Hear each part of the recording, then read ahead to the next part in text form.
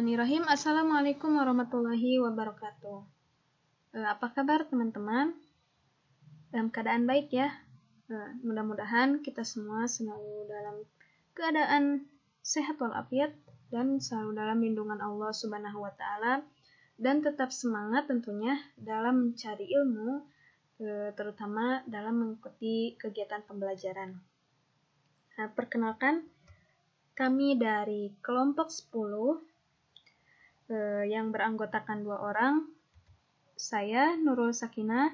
Di sini saya sebagai moderator dan pemateri pertama, di mana saya akan memaparkan mengenai penjelasan dan perbedaan prinsip kerja teropong bintang, teropong bumi, dan teropong Galileo.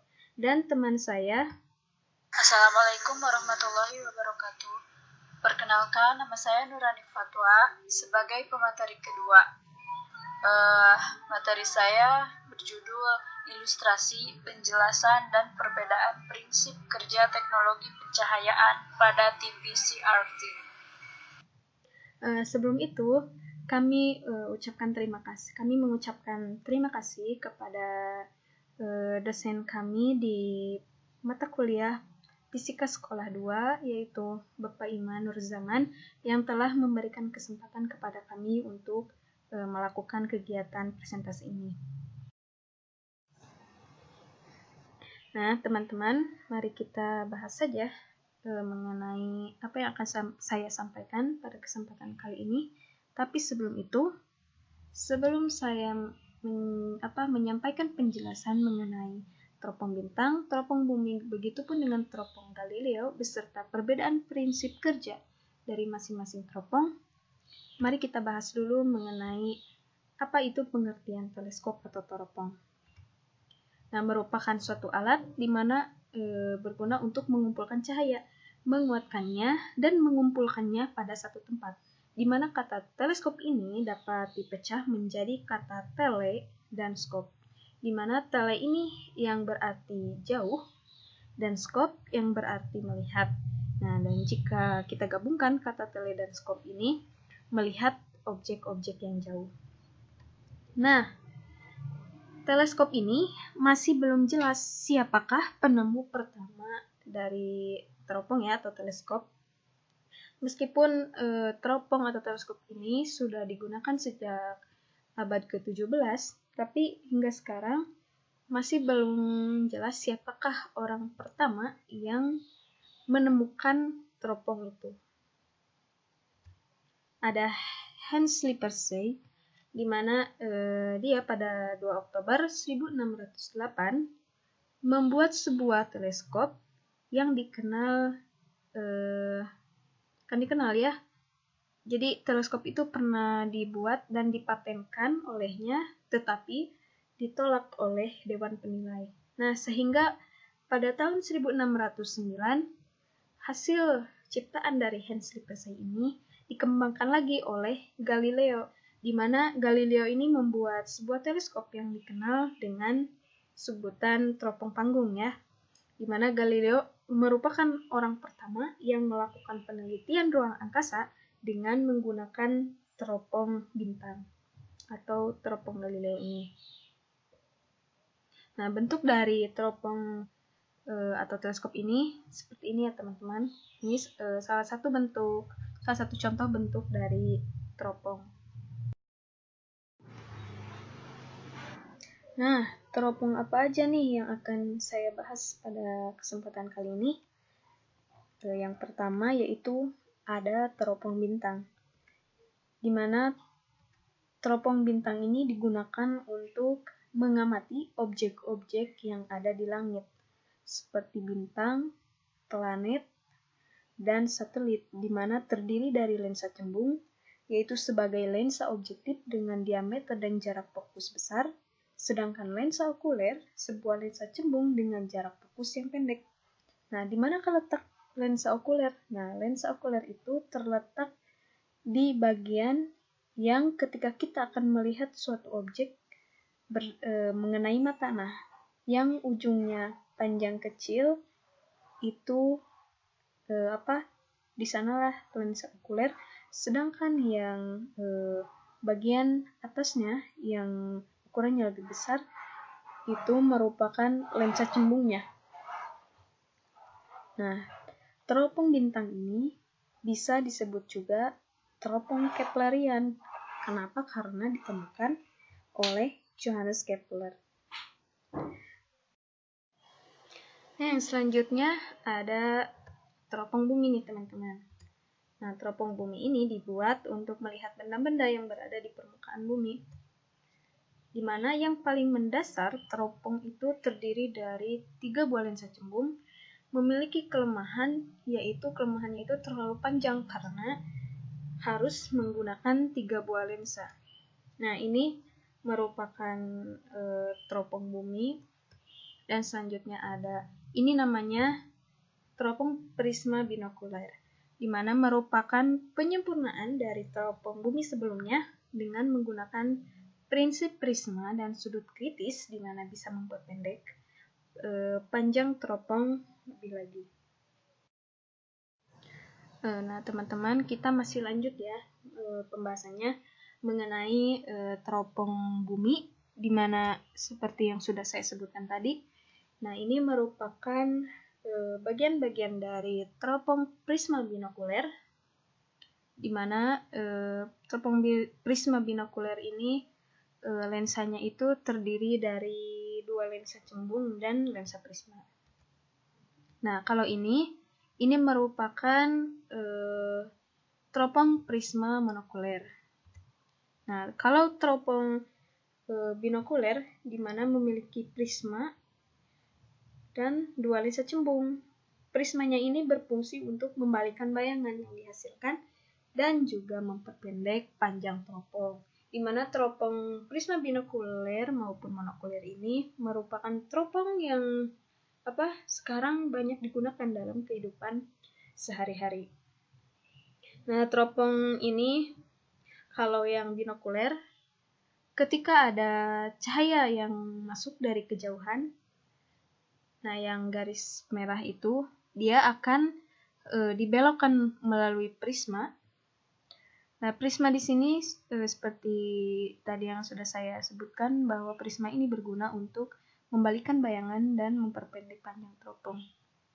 Nah, jika tidak ada prisma, teropong binokuler ini mungkin akan lebih panjang, tidak pendek seperti yang saat ini kita tahu ya. Nah, dikarenakan ada prisma tadi sehingga memperpendek panjang teropong. Nah, kalau yang prisma monokuler biasanya dipakai di mana sih? Nah, teman-teman, kalau kalian pernah melihat seorang sniper atau penembak jitu, di mana sniper itu kalau membidik sasarannya, dia tidak menggunakan teropong prisma binokuler, tetapi dia akan menggunakan sebuah teropong prisma monokuler, di mana hanya terdiri 1 lensa yang biasanya disimpan di atas senapannya.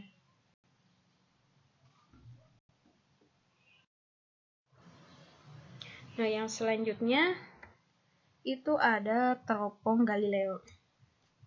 Nah, teropong Galileo ini hanya menggunakan 2 buah lensa saja, yaitu 1 buah lensa cembung dan 1 buah lensa cekung.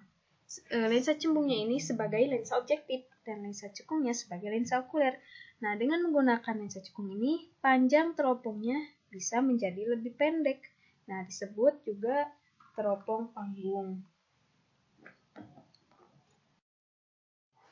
Yang selanjutnya, saya akan membahas mengenai prinsip kerja dari teropong bintang, di mana terdiri dari 2 buah lensa cembung.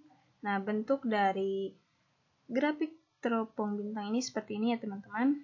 Bisa kita lihat pada angka 1 yang pada bagian tengah itu merupakan lensa cembung, di mana lensa cembungnya ini berguna untuk menangkap sinar-sinar yang datang dari jauh.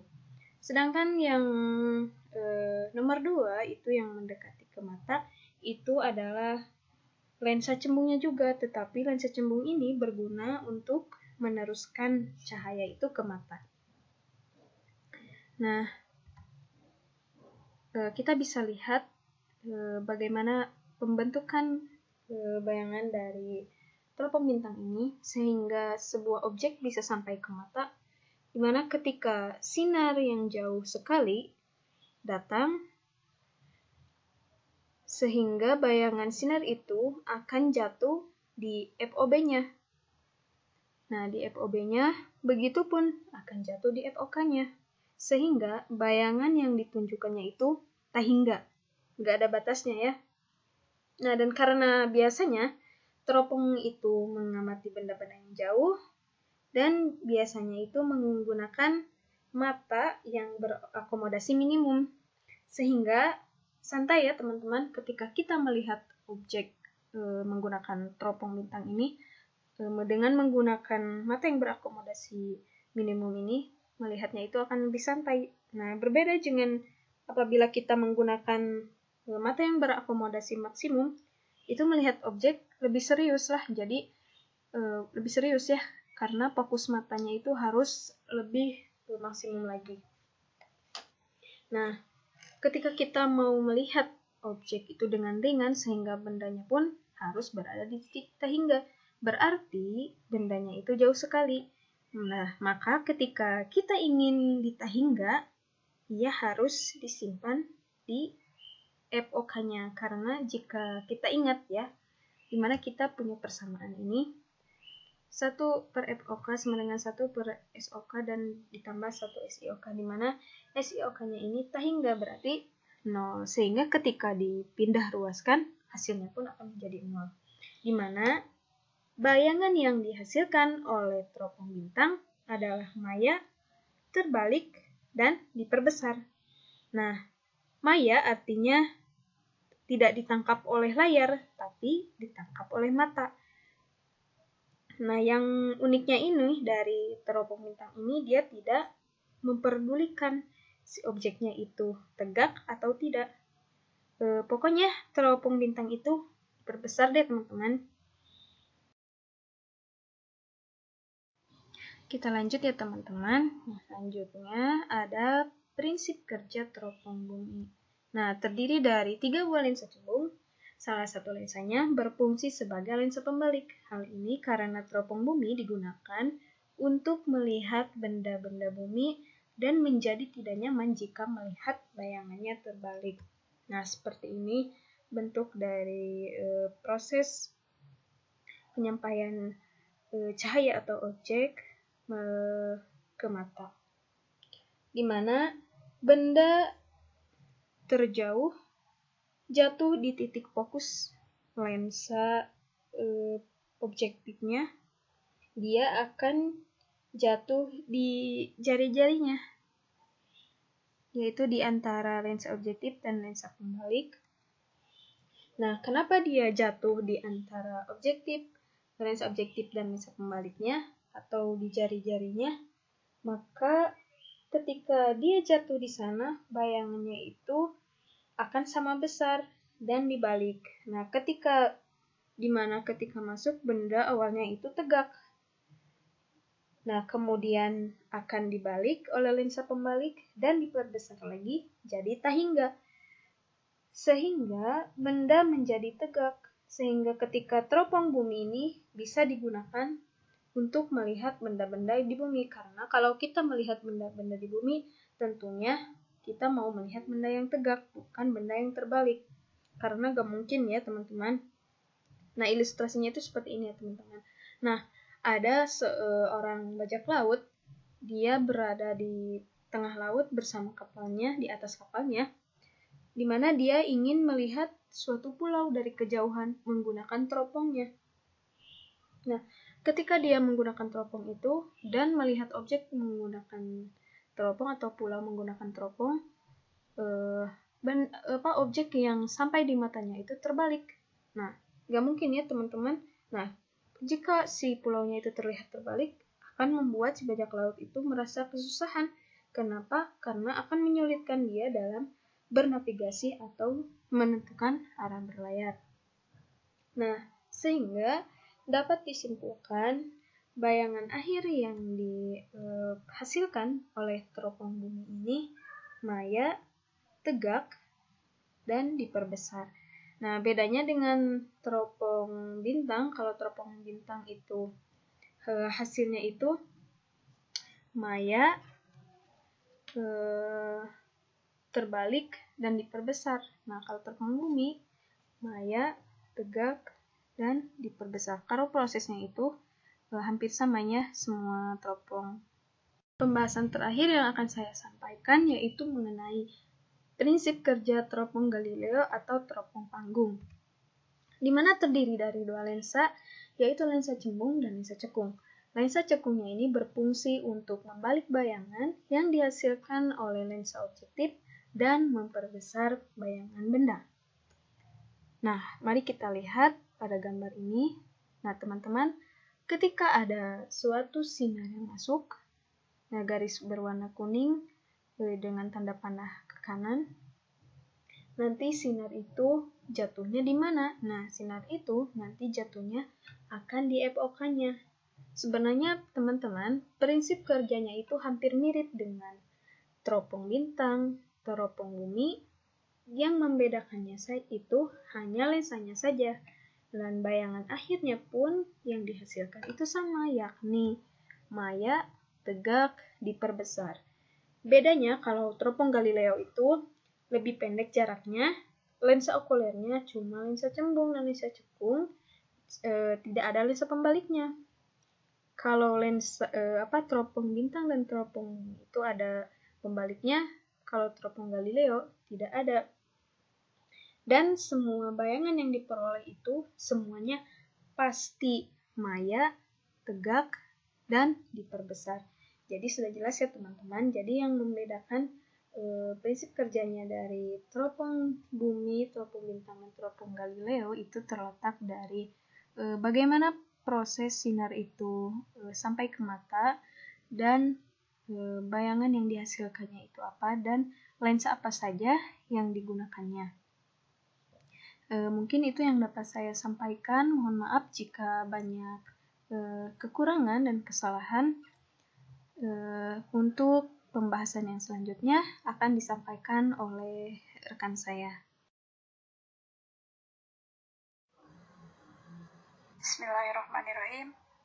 Di sini saya akan menjelaskan tentang ilustrasi, penjelasan, dan perbedaan prinsip kerja teknologi pencahayaan pada televisi CRT. Televisi adalah sebuah media telekomunikasi terkenal yang berfungsi sebagai penerima siaran gambar bergerak beserta suara, baik itu monokrom atau hitam putih, maupun berwarna. Kata televisi berasal dari gabungan dua kata, yaitu yang pertama tele, berasal dari bahasa Yunani kuno, yang artinya jauh, dan dari bahasa Latin yaitu visio, yang memiliki arti penglihatan. Nah, televisi dapat diartikan sebagai alat komunikasi jarak jauh yang menggunakan media visual atau penglihatan. Di Indonesia sendiri, televisi secara tidak formal sering disebut dengan TV atau TV. Menggunakan huruf V, ada juga yang menyebutnya TV dengan menggunakan huruf P. Nah, arti dari televisi dapat diartikan sebagai sebuah televisi atau kotak televisi.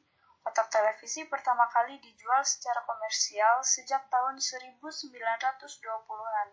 Penemuan televisi disejajarkan dengan penemuan roda, sebab penemuan ini mampu mengubah peradaban dunia. Nah, pada masa awal perkembangannya, televisi menggunakan gabungan teknologi optik, mekanik, dan elektronik untuk merekam, menampilkan, dan menyiarkan gambar visual. Pada akhir 1920-an, sistem pertelevisian yang hanya menggunakan teknologi optik dan elektronik saja telah dikembangkan, di mana semua sistem televisi modern menerapkan teknologi ini. Nah, seiring perkembangan zaman, televisi memiliki kemajuan yang sangat banyak. Salah satunya dalam segi bentuk. Dan sekarang dapat kita ketahui ada berbagai macam. Dari segi monitornya pun ada berbagai macam. Yang biasa kita kenal seperti LCD, ada LED, ada plasma atau PDP, ada CRT atau yang di lingkungan kita kenal biasanya disebut dengan TV tabung. Bismillahirrahmanirrahim.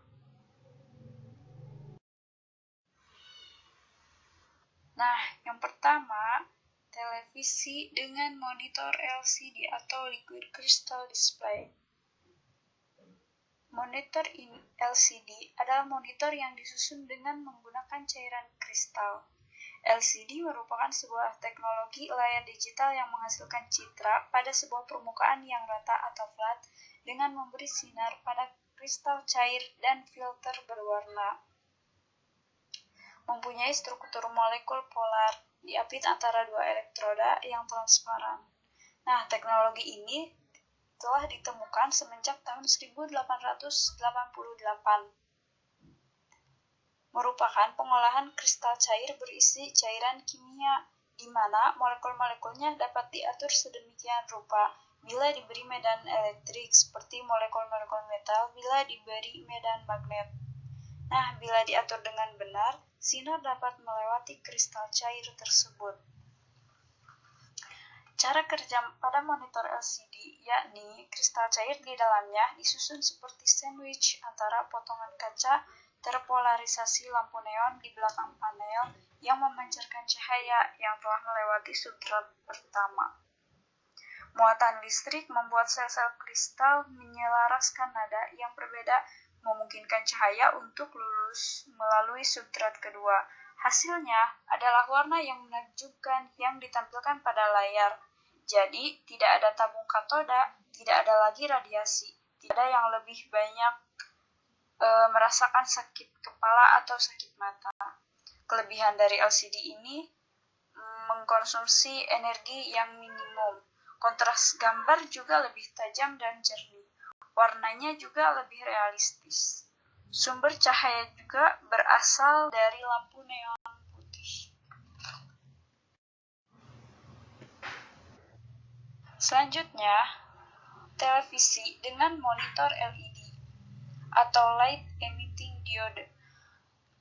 Monitor LED memiliki teknologi yang sama dengan LCD, dengan pengembangan lebih lanjut dari LCD yang memiliki efek display peningkatan pada warna yang ditampilkan, yaitu lebih banyak variasi dan warnanya. Perbedaan secara fisik pada LED umumnya terletak pada bentuknya yang lebih ramping atau lebih tipis dari LCD. Fitur yang dimilikinya pun lebih lengkap. Perbedaannya secara umum antara LCD dan LED terletak pada sistem pencahayaannya yang menggunakan teknologi LED backlight. Berbeda dengan LCD yang menggunakan CCVL backlight atau Cold Cathode Fluorescent Lamp, atau dalam bahasa Indonesianya kita kenal dengan lampu neon berjenis fluorescent. Monitor LED juga mampu menghemat konsumsi listrik hingga 50-70% dibanding dengan LCD. Selanjutnya, monitor plasma atau biasa disebut dengan PDP. Bukan pasien dalam penanganan. Maksud PDP di sini yaitu plasma display panel, atau dikenal sebagai plasma TV, atau kita kenal juga dengan monitor plasma. Nah, monitor ini merupakan jenis monitor yang menggabungkan teknologi CRT dengan LCD. Dengan teknologi yang dihasilkan, mampu membuat layar dengan ketipisan menyerupai LCD, namun sudut pandang yang dapat selebar CRT. Istilah dan konsep plasma TV diperkenalkan pada tahun 1936 oleh seorang ahli fisika. Monitor plasma menggunakan warna penuh panel datar fosfor untuk menampilkan gambar-gambar, sehingga kombinasi dan reproduksi warnanya yang dihasilkan sangat baik dan interaktif. PDP sendiri berasal dari Penggunaan sel plasma yang merupakan lampu fluoresen sebagai dasar pencahayaan layar televisi tersebut. Sebuah plasma TV memanfaatkan jutaan sel plasma yang diletakkan di antara dua panel layar kaca. Di setiap sel yang berisi kombinasi antara gas Nobel dengan sejumlah kecil merkuri yang akan diukan dan diberi aliran listrik, sehingga berpendar dan membentuk plasma. Warna yang dihasilkan dari fosfor yang terdapat di dalam sel tersebut yaitu red, green, blue. Tak jauh beda dengan CRT, sama juga berasal dari warna hijau dan biru. Perbedaan voltage yang diberikan pada tiap sel juga menghasilkan kombinasi warna yang ada. Selanjutnya, ini yang akan kita bahas, yaitu CRT atau cathode ray tube. Dalam bahasa Indonesianya, tabung sinar katoda. Tabung sinar katoda adalah jenis display yang paling tua dan paling banyak dipakai oleh masyarakat. Nah, tabung sinar katoda adalah suatu tabung ruang hampa yang berisi suatu senapan elektron atau elektron guns dan suatu elemen pemanas atau heater yang berfungsi untuk mempercepat dan membelokkan berkas elektron. Tabung sinar katoda ini ditemukan oleh Carl Ferdinand Braun. Nah, kemudian dikembangkan dari hasil kerja Philo Farnsworth yang dipakai dalam seluruh pesawat televisi sampai abad ke-20. Dan tabung sinar katoda ini merupakan dasar dari perkembangan layar plasma, LCD, dan bentuk teknologi TV lainnya.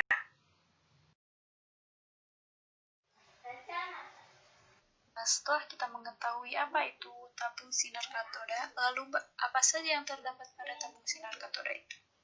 Nah, kita dapat mengenal bagian-bagian tabung sinar katoda seperti gambar di atas.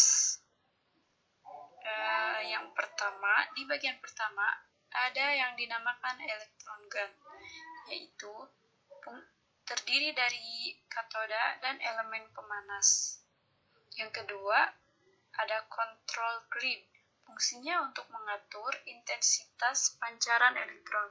Nah, sebuah flyback transformer digunakan untuk menghasilkan tegangan tinggi yang akan memanaskan katoda pada elektron gun. Untuk televisi, warna elektron gun menggunakan 3 komponen warna. Ada warna merah, warna hijau, dan warna biru. Di bagian ketiga ada deflection coil, yaitu sebuah gerakan elektron yang lurus yang akan disimpangkan oleh kumparan penyimpang. Yang keempat ada acelerator grid, berfungsi untuk mempercepat elektron. Nah, gerakan di setiap elektron tersebut mempengaruhi kualitas gambar pada layar, sebab minimal pistol menembakkan elektron tersebut 60 kali setiap detiknya. Yang kelima, ada focus grid, berfungsi untuk mengarahkan elektron yang akan menumbuk layar yang dilapisi oleh fosfor, sehingga berpendar membentuk sebuah pola. Nah, setelah ini, mari kita simak video untuk salah satu contoh ilustrasi bagaimana cara kerja monitor CRT atau tabung sinar katoda.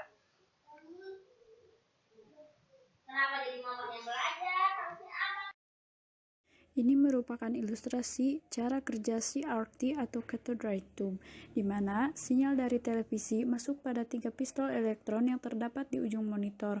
1 pistol untuk setiap warna, ada merah, biru, dan hijau. 3 warna ini ketika dicampurkan dapat menciptakan sebuah warna yang terlihat pada monitor.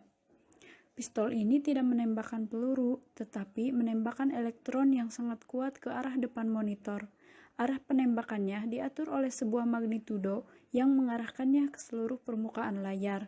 Nah, apa yang terjadi ketika elektron sampai ke permukaan monitor? Bahan kimia khusus, yaitu fosfor yang menempel pada bagian dalam permukaan monitor. Energi dari elektron membuat setiap fosfor menyala merah, biru, atau hijau, tergantung pada tipenya masing-masing. Semakin kuat tembakan elektronnya, semakin terang pula fosfor tersebut menyala. Sebuah metal dengan lubang-lubang yang teratur mengarahkan elektron agar tetap mengarah pada fosfor ini, disebut dengan sidomas. Tembakan elektron ini minimal sebanyak 60 kali per detik.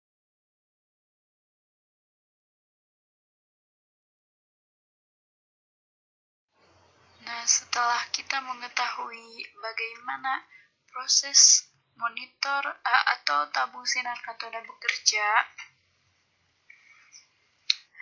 kita juga harus mengetahui apa kelebihan dari monitor CRT ini. Yang pertama, kelebihannya yaitu warna lebih tajam dan akurat. Nah, monitor ini memiliki warna yang akurat atau hampir sama menyerupai dengan aslinya. Karena alasan inilah, para desainer dan editor foto lebih suka menggunakan layar CRT dibanding LCD. Selain itu, gradasi warna pada monitor CRT lebih baik daripada LCD. Kelebihan yang kedua yaitu resolusi monitor fleksibel. Monitor ini dapat menggunakan berbagai variasi resolusi tanpa mengalami penurunan kualitas gambar. Nah, untuk keunggulan yang selanjutnya yaitu perawatan lebih mudah. Nah, jika terdapat kerusakan pada monitor ini masih dapat diservis. Perawatannya pun masih lebih mudah dibanding LCD. Nah, kalau untuk LCD harus lebih ekstra hati-hati, sebab saat monitor LCD rusak pasti masuk sampah, karena lebih sulit untuk memperbaikinya. Kalau monitor CRT masih dapat diservis. Selain itu, monitor ini tahan jika terbentur atau tersentuh jari tangan pada displaynya.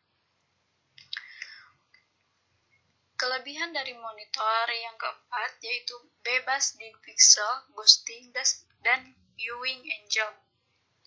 Monitor CRT terdiri dari jenis pixel-pixel seperti LCD, sehingga jelas-jelas tidak akan mengalami din pixel. Monitor CRT dapat dilihat dari berbagai sisi, tidak seperti LCD yang bergantung pada spesifikasi viewing angle-nya. Monitor CRT juga tidak mengenal response time, sehingga relatif bebas efek ghosting. Keunggulan selanjutnya yaitu harganya lebih murah dari monitor yang lain, sebab harga inilah membuat monitor ini masih populer. Nah, selain kelebihan yang dimiliki oleh monitor ini juga memiliki kekurangan. Yang pertama, konsumsi listrik. Nah, pada ukuran inch yang sama, misalkan LCD memiliki ukuran 24 inch dan monitor CRT memiliki ukuran 24 inch. Nah, keduanya untuk monitor CRT mengkonsumsi daya listrik 2 kali lebih besar daripada monitor LCD. Untuk kekurangan yang kedua, yaitu bergantung pada refresh rate. Refresh rate itu apa? Kecepatan penelusuran secara vertikal. Nah, agar mata tidak mudah lelah saat menggunakan monitor ini, gunakan refresh rate di atas 70 Hz. Monitor CRT high-end mampu menawarkan refresh rate hingga 120 Hz, bahkan lebih. Makin tinggi, makin baik tentunya. Hal ini tidak berlaku bagi monitor LCD. Kekurangan yang ketiga yaitu radiasi lebih besar. Nah, tidak dapat dipungkiri Monitor CRT memancarkan radiasi yang lebih besar dibanding monitor LCD. Radiasi ini memiliki dampak negatif bagi mata, sehingga mata lebih mudah lelah atau bahkan membuat kepala pusing bagi yang sensitif. Yang keempat, rentan distorsi, glare, dan flicker. Ini adalah masalah klasik bagi monitor CRT. Efek distorsi akan terlihat saat kita menggambar lingkaran dengan menggunakan CorelDRAW atau software lain.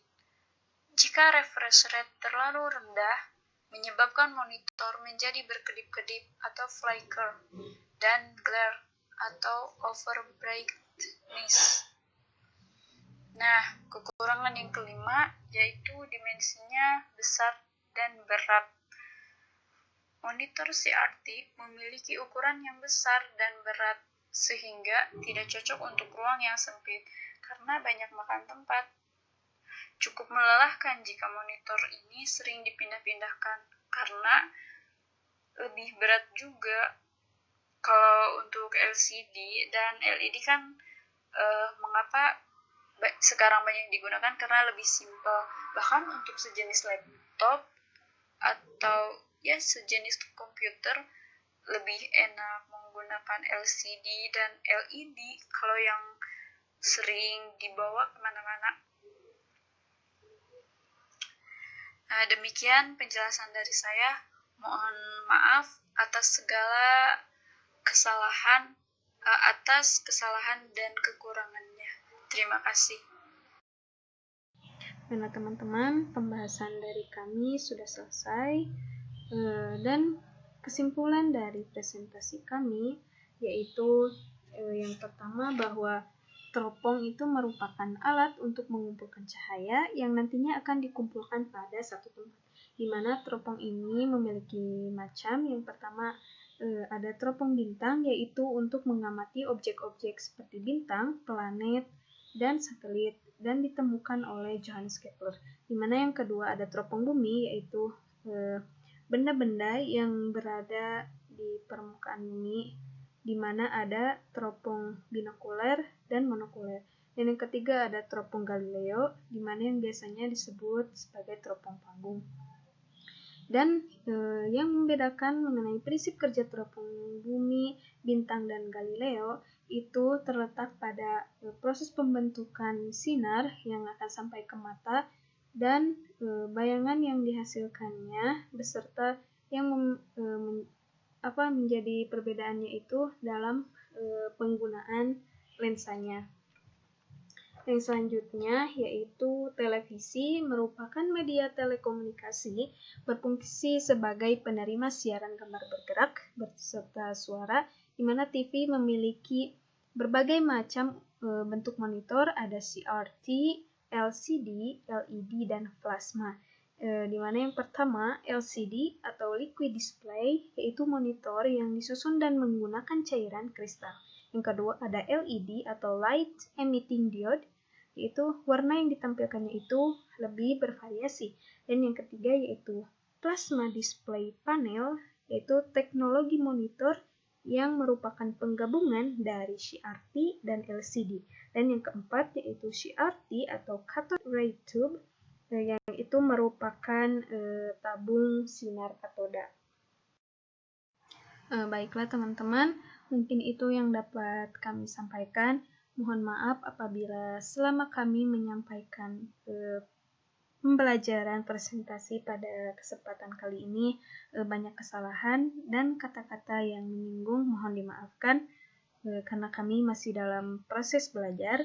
Dan mudah-mudahan teman-teman semua belum merasa puas dengan apa yang telah kami sampaikan dan ingin menggali lagi melalui informasi yang lainnya dan media lainnya. Cukup sekian dan terima kasih. Wassalamualaikum warahmatullahi wabarakatuh.